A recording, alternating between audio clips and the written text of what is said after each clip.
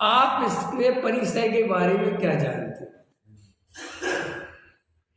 ये परिसय के बारे में लोग जबरदस्ती अब उपवास कर लिया, भूख सह रहे हैं, अंदर बिल्कुल तकलीफ चल रही है, भोजन ही भोजन दिख रहा है और कह रहे हैं देखो मुनिराज भी तो इतना परिसय सहते। क्या दिमाग लगा रहे हैं मुनिराज? ये मैंने कई दफे पहले परिसय की चर्चा दी। मुनिराज कोई परिसय पर सहना तो दुख का निशानी है। जो सहन शब्द है वो काय का अर्थ है? भाई साहब मैं आपको बहुत देर से सहन कर रहा हूँ, ये काय का लक्षण है? दुख का। मुनिराज कोई परिसय सहन में नहीं करते। मुनिराज इतने आनंद में रहते हैं कि वे बाहर के परिसय उन्हें कोई तकलीफ नहीं देती। वही अर्थ है उसका। और इसके लिए मैं तुम्हें घटित कर सकता हूँ। गांव में पुराने जमाने की बातें हैं, जब गांव में एक आध घर में टीवी होती थी, वो किसी के पास टीवी नहीं होती थी, तो कमरे में टीवी हो रखी है और पूरा गांव उसमें भर रहा है, एक के ऊपर एक चढ़ रहे हैं, जगह ही नहीं है वहाँ, एक पैर पर खड़े होने की जगह नहीं है।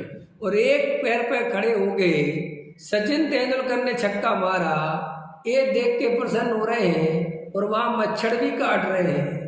ख्याल में है कि नहीं आया? जगह ढंग से खड़े होने की नहीं है, घर भी उसका साफ सुथरा नहीं है, फिर भी वहाँ कुछ दिखाई नहीं देता, केवल मैच दिखाई देता है। तो वो परिसर जय हो गया कि नहीं हो गया? भले ही क्रिकेट के आधार से हो गया, उससे क्या फर्क पड़ता है? ख्याल ऐसा देखा है रमेश जी के नहीं देखा? भाई साहब हाथ पैर जोड़े हैं मैंने, जरा सी महाराज एक फिल्म देख लेते बस, आधा घंटा 2 घंटे की बात है, और वे कह रहे चलो ठीक है इस कोने में बैठे रहो। वो समझ गए, उनके बढ़िया बिस्तर लगे हैं, ख्याल में है ना, और वे सब अपने बिस्तर रजाई में बैठे हैं और अपने पास टीवी नहीं है, अपने से कोने बैठे। और कोने में भी क्या सोच रहे हैं कि यार यहाँ से भी ना उठा दो। ख्याल में आया कि नहीं आया? यार पूरी देख लें तो, वरना यार जो है धर्मेंद्र की बढ़िया फाइटिंग आने वाली है। समझ में आती है नहीं आती? अब आप मुझे बताओ ये सब आपने कैसे सह लिया? आपने सहन किया, आपसे कोई क्या दुख होगा? आप उसे दुख मानोगे उस अवस्था को? कहोगे साहब वो क्या दिन थे, क्या दिन थे, तुम्हें कोने में बैठे थे, कोई तुम्हें पूछने वाला नहीं था है, और तुम कह रहे साहब उसमें जो मजा आता था उस समय। तो देखो जब आपको मजा आता है किसी चीज में तो आपको दुख दुख नहीं लगते, कष्ट कष्ट नहीं लगते। और कोई कहे भी कि आप कितने कष्टों में हो तो आप कहते काहे के कष्ट में तू होगा, मैं तो कोई कष्ट में नहीं। ऐसे ही हम मुनिराजों को देखते हैं, हम सोचते मुनिराज देखो बिना चप्पल के चलते हैं, पैरों में छाले पड़ जाते हैं, ये हो जाता है वो हो जाता है, वो बेचारे इतना लंबा विहार करते हैं, पैरों में दर्द हो जाता है, और एक ही टाइम भोजन करते हैं, फिर पानी भी नहीं पीते। ये सब तुम्हारी कल्पना है मुनिराज के बारे में। मुनिराज की ऐसी कोई कल्पना ही नहीं है। मुनिराज तो कह रहे क्या बात कर रहा है तू, मुझे तुझे देख के समझ में नहीं आता कि तू इतने कपड़े कैसे पहन के रखता है, इतनी नहीं समझ, तू तेरे गाड़ियों में कैसे चलता रहता है। वे मुनिराज ये सोच रहे, वे सोचे तू 2 टाइम खा कैसे लेता है, हमें तो दूसरे टाइम खाने का भाव भी नहीं आता। ख्याल में है कि नहीं आया? और तू इतने पंखे, उतनी सर्दी, इतनी ये सब व्यवस्थाएं कैसे बनाता रहता है, हमें तो सब विकल्प भी नहीं आते। मुनिराज तुम्हारे बारे में सोच रहे हैं और तुम मुनिराज के बारे में क्या सोच रहे हैं?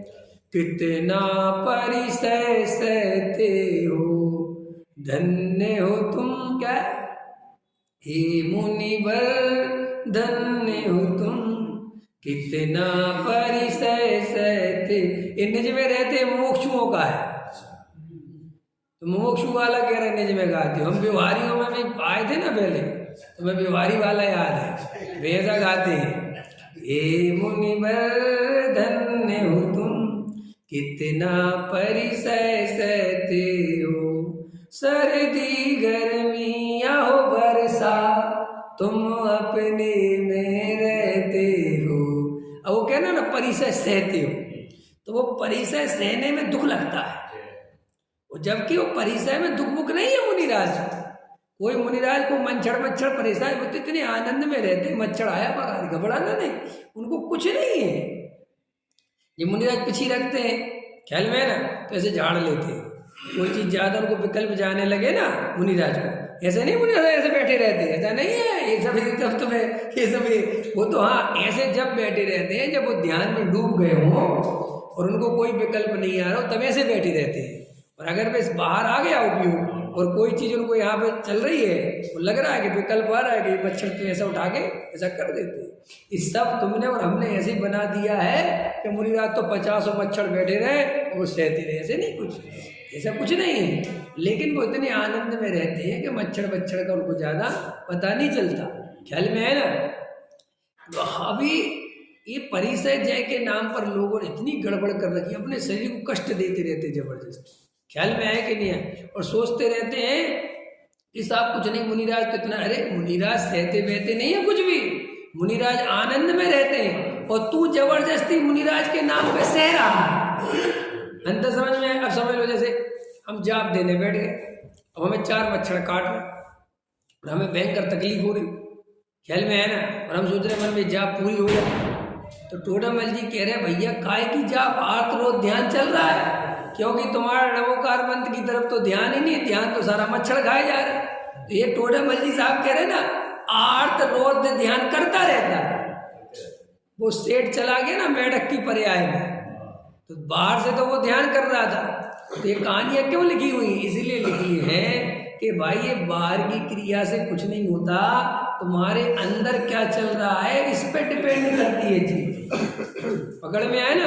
तो देखो परिसय जय इसका नाम नहीं है कोई। इस तरीके से देखो कितना लिखा टोडामल जी ने, वहां अनिष्ट सामग्री मिलने पर दुखी नहीं होना। मुनिराज को अंतराय आ गया भोजन में, तो मुनिराज किंचित मात्र भी दुखी नहीं होते कि ये कैसी समाज है, ये लोग ध्यान नहीं रखते, इनको भोजन बनाना नहीं। अगर इतने भाव मुनिराज को आ जाए तो वे तो पद से गिर जाए। मुनिराज कैसे भाव नहीं आते, अंतराय आ गया तो आ गया, शांति से अपने वापस आ जाते हैं। और भी लगा लेना, सब बहुत सारी चीजें हैं। तो मुनिराज अनिष्ट सामग्री मिलने पर कभी दुखी नहीं होते, और रति आदि का कारण मिलने पर माने बढ़िया उनको अच्छी बढ़िया सुख सामग्री मिल जाए, निरंतर भोजन मिल जाए, आजा आहारचर्या बढ़िया हो जाए, भक्त बहुत ज्यादा मिलने आ जाए तो वे प्रसन्न। और अगर वे ऐसा ही प्रसन्न होते हैं और दुखी होते हैं तो उनमें और संसारी जीव में क्या अंतर है, क्योंकि संसारी जीव भी ऐसा ही है, अनुकूलता मिलने पर सुखी होता है, प्रतिकूलता मिलने पर दुखी होता है।